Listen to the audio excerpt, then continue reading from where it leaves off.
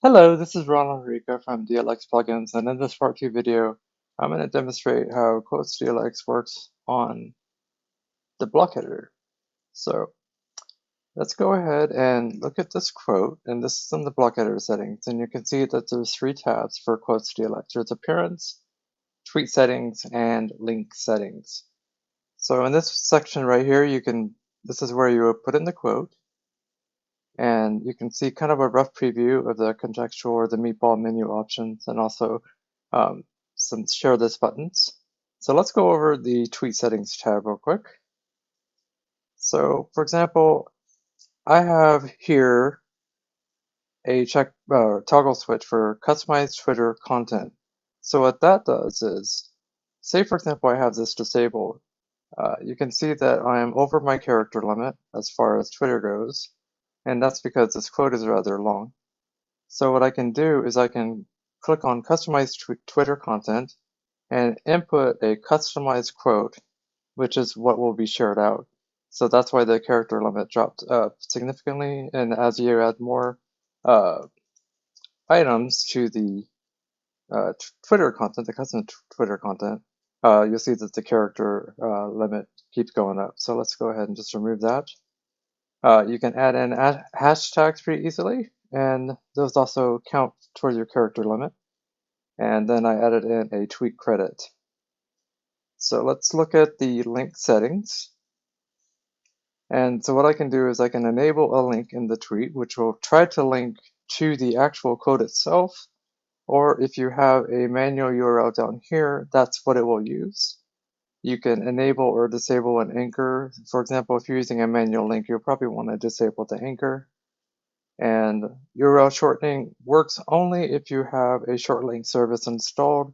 For example, Bitly, it checks to see if the plugin is installed. If not, it gives you a warning.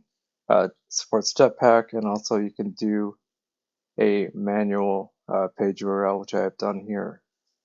So let's go back to Appearance, and I'll show you some of the top toolbar settings here.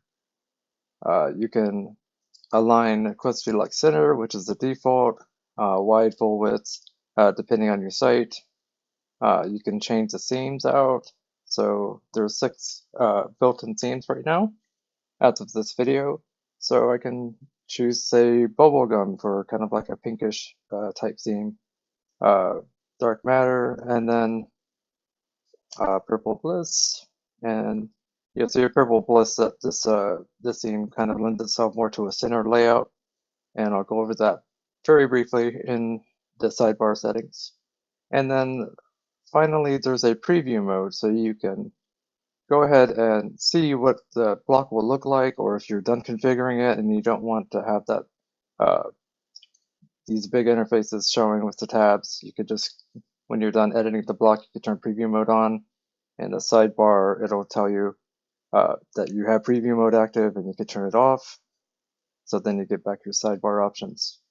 So speaking of sidebar options, let's go over briefly what we can do with it. So say, for example, you have a constrained width on your website, so you can set a maximum width here. You can set it via percentage or viewport widths. And you can also enable or disable Twitter and Facebook sharing. Facebook sharing is off by default, but let's go ahead and disable it, see what that looks like. And since this theme lends itself more to a center layout, we can move the button in the center. We can change the alignment.